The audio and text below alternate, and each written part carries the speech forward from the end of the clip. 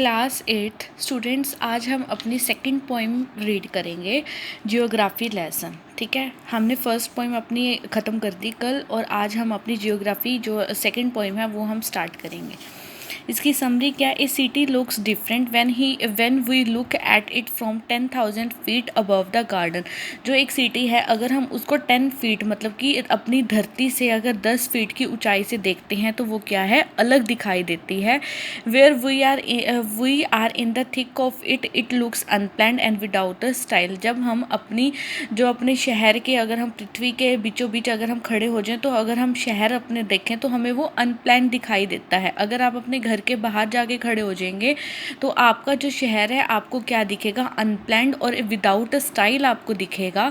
But seeing it from the above the garden it looks well planned and well design. जब आप उसको ऊपर से, पृथ्वी के ऊपर से अगर आप उसको देखेंगे, ग्राउंड के अबव से देखेंगे, तो आपको वो वेल प्लान दिखाई देगी और आपको वेल डिज़ाइन दिखाई देगी। ठीक है, the poet sees his city from a jet in the sky. जो पोइट है उसने अपनी सिटी को कहाँ पे देखा, एक हवाई जहाज से देखा।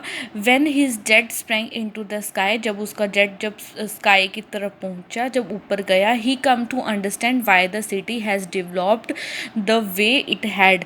उसको क्या जो उसकी सिटी थी उसको तब समझ आया, जो उसकी सिटी है वो क्या है, develop the way it had. It means that it had develop according to plan. तब उसको ये चीज़ समझ आई, जो मेरी सिटी है वो क्या है, एक प्लान के अकॉर्डिंग जो है वो डेवलप्ड की गई है।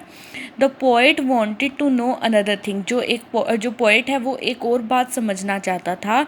ठीक है, it was that why the cities were near reverse and why the valleys were populated. जो उसको एक और बात समझनी थी, क्या जो सिटीज़ हैं वो रिवर्स के पास क्यों हैं, और जो वैली हैं वो क्या है, पॉपुलेटेड क्यों है, मतलब कि वहाँ पे जो जनसंख्या है वहाँ ज़्यादा क्यों है।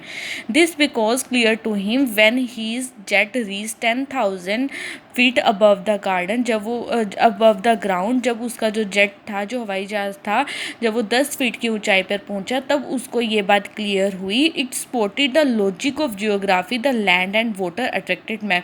उसको क्या चीज़ समझ आई, जो जियोग्राफी का जो एक लॉजिक है वो क्या है, जो मैन है वो किसकी तरफ अट्रैक्ट होता है, लैंड की तरफ और वाटर की तरफ। क्योंकि हमें जीने के लिए क्या चाहिए, हमें धरती भी चाहिए, हमें धरती चाहिए और हमें पानी चाहिए। ठीक है, और तब उसको ये चीज़ क्या आई, समझ आई।